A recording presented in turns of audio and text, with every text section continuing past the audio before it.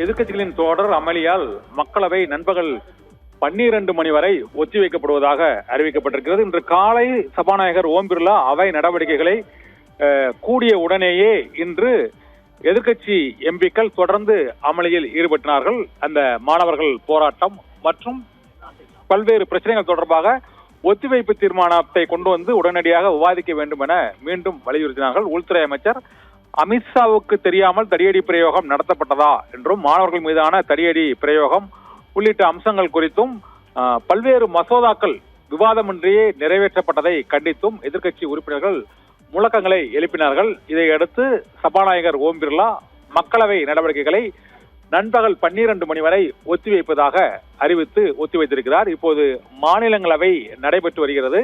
மாநிலங்களவையிலும் எதிர்க்கட்சி எம்பிக்கள் தொடர்ந்து அமளியில் ஈடுபட்டு வருகிறார்கள். ஆனால் மக்களவை தொடங்கிய சில நிமிடங்களிலேயே ஒத்திவைக்கப்பட்டது.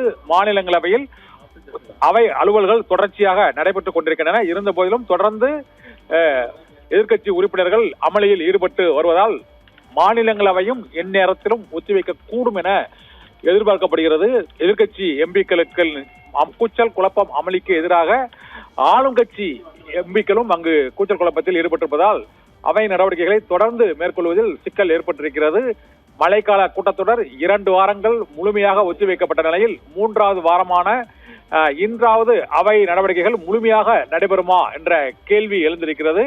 இப்பொழுது மக்களவை நண்பகல் 12 மணி வரை ஒத்திவைக்கப்பட்ட சூழ்நிலையில் மாநிலங்களவை தொடர்ந்து நடைபெற்றுக் கொண்டிருக்கிறது. மாநிலங்களவை அலுவலர்கள் மற்றும் நடைபெற்றுக் கொண்டிருக்கக்கூடிய சூழ்நிலையில் மக்களவை நண்பகல் 12 மணி வரை ஒத்திவைக்கப்பட்டிருக்கிறது.